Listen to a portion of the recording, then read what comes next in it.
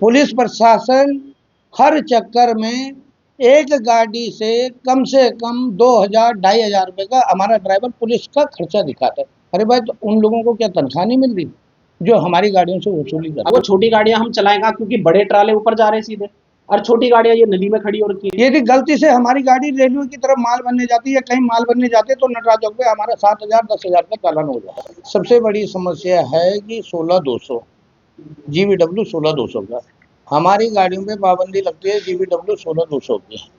और बाहर की गाड़ियों पे ये कोई पाबंदी नहीं है। हमारी गाड़ी माल 9 टन उठा सकती है अपने क्षेत्र में, और बाहर की गाड़ियाँ 40-40 50-50 टन माल लेके 12 चक्का 16 चक्का 18 चक्का बहुत बड़ी बड़ी गाड़ियाँ पर्वतीय क्षेत्र बद्रीनाथ केदारनाथ तक पहुँच चुकी है।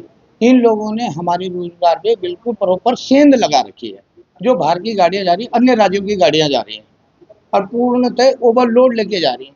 तो ये ओवरलोड किसकी साइड में चल रहा है? सरकार की चल रहा है या जो इनके अधिकारी बिठा रखे हैं उनके साय में चल रहा है? किसी न किसी की साय में तो चल रहा है।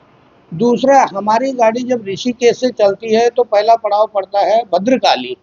हमारी गाड़ियां भद्रकाली में यदि चेक होती हैं तो उसके बाद जगह जगह पुलिस प्रशासन, हमारे स्टाफ, हमारे ड्राइवर हमारी गाड़ियों को क्यों रोकते हैं?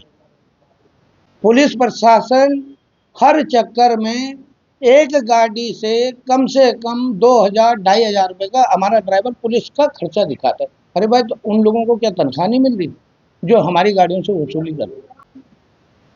मेरा सीधा कहना है कि पुलिस प्रशासन से चालान की प्रक्रिया हटाई जाए और परिवहन विभाग को चालान की अनुमति हो। पैसा लेना कहाँ से शुरू हो जाता है भाई साहब? जैसे आपकी गाड़ी जो है भाई साहब, गणतव्य स्थान से ही हो जाता है। जहाँ से गाड़ियाँ बिल्कुल बिल्कुल जहाँ से गाड़ियाँ चलती है वहाँ से हो जाता है। कितनी जगहों पे ऐसा रोका जाता भाई साहब, आप खुद पत्रकार महोदय हैं, आप जगह जगह जाते हैं, आप देखते होंगे कि रास्ते में ऋषिकेश से चंबा तक या चंबा से उत्तरकाशी तक कितनी चौकियां पड़ती हैं। हर चौकियों पे गाड़ी रोकी जाती है। किस लिए रोकी जाती है? जब भद्रकाली गाड़ी चेक हो गई तो जगह जगह चौकियों पे रोकने का क्या मतलब है? क्या मतलब है? भाई साहब, जैसा हम ड्राइवर को 2,000 2,500 खर्चा देते हैं तो वो खर्चा पूरा वो पुलिस के लिए हो जाता है। है? एक चक्कर में मतलब बिल्कुल 2 से बिल्कुल 2,500 बिल्कुल। पुलिस से हम लोग बहुत परेशान हैं। जब से पुलिस को अथॉरिटी, चालान की अथॉरिटी मिली है, तब से हम लोग बहुत परेशान हैं। दूसरा, हमारे ऋषिकेश से 7 जनपदों का संचालन होता है, लेकिन हमारे ऋषिकेश क्षेत्र में सीजन के टाइम पे आपने भी देखा होगा कि सीजन के टाइम पे ट्रक वालों के लिए नटराज चौक 0 जोन कर दिया जाता है। यदि ट्रक वाला दिन भर खड़ा रहेगा तो कहाँ पे खड़ा रहेगा? हमारे लिए ना कोई ट्रांसपोर्ट नगर है, ना कोई पार्किंग है। सबसे पहले हमें ट्रांसपोर्ट नगर की मांग है, हमारी पार्किंग की मांग है हमारी। दूसरा, सीजन के टाइम पे हमें निर्धारित किया जाए कि भाई आप लोग इस टाइम पे माल भरेंगे। भाई 10 बजे इन्होंने नियम कर रखा है, 10 बजे आप माल भरेंगे। 10 बजे कौन सी मार्केट की दुकान खुली होगी जहां हम माल भरेंगे? सुबह 7 बजे से फिर इन्होंने नटराज चौक 0 जोन कर देते हैं। यदि गलती से हमारी गाड़ी रेलवे की तरफ माल बनने जाती है, कहीं माल बनने जाते तो नटराज चौक पे हमारा 7,000 10,000 का चालान हो जाता है। इसलिए मैं चाहता हूं कि पुलिस प्रशासन से चालान की प्रक्रिया हटाई जाए।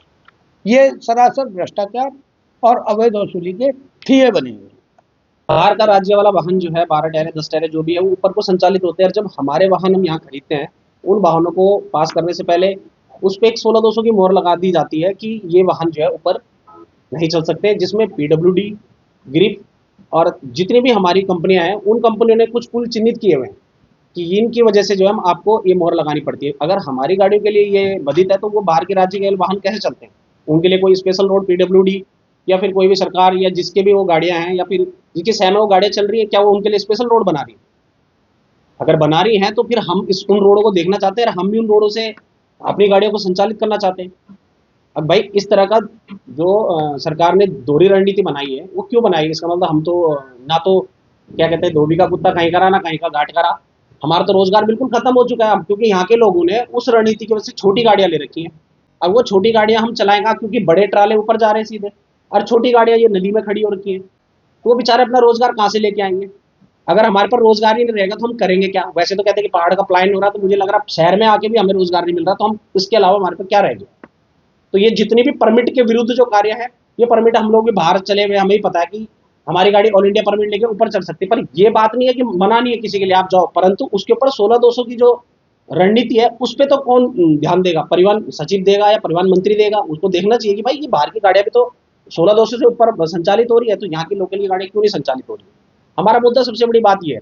दूसरा क्या है कि ओवरलोडिंग के लिए जब हम लोग मुहिम चलाते हैं तो उसमें शासन प्रशासन की आप लोगों को ये अधिकार नहीं है। तो ठीक है, आप लोगों का जो काम था वो लोगों को हमें करना पड़ रहा है, हमें मजबूरी है जो हमें रोड पर उतारा, क्योंकि आप अपना कार्य सही तरीके से नहीं करना चाह रहे।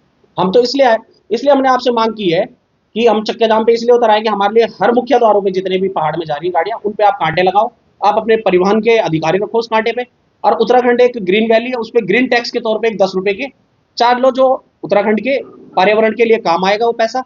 और जितनी भी गाड़ी के पेपर खत्म होते हैं वहीं पे परिवहन विभाग उस गाड़ी को चेक करे और उसकी कांटे की पर्ची में मोहर लगाए कि जो कि आगे जाके किसी भी ड्राइवर को कोई भी अधिकारी या पुलिस कोई उत्पीड़न ना करे। उसका एक तरह से एक गेट पास रहेगा कि भाई ये गाड़ी पीछे से पूरी ऑलरेडी चेक हो गया है यार, अंडरलोड है। ये नहीं कि जगह जगह पे वो बेचारा ड्राइवर परेशान हो रहा है, ठीक है, आगे संचालित नहीं हो पा रही है। तो उन नेशनल हाईवे पे गुजरात में है, नितिन गडकरी जी ने कर रखा है, गुजरात में है, महाराष्ट्र में है, जैसे ये बॉर्डर पड़ते हैं हमारे शामला जी पड़ता है, वलसाड़ बॉर्डर पड़ता है, उन पे सब पे नेशनल हाईवे पे कांटे लगे हुए हैं। गाड़ियां कांटे पे चढ़ती है, स्टैंप लगती है, उसको कोई भी उसके बाद किसी भी गाड़ी को कहीं पे नहीं रोका जाता है सिवाय एक टोल टैक्स पे जो रुकना होता है, जो उनको टोल पे करना होता है। हमें परिवहन मंत्री, परिवहन सचिव सबसे यही अनुरोध है कि हमारा चक्का जाम तब खुलेगा जब हमारी इन मुद्दों पे आप क्लियर लेके आएंगे।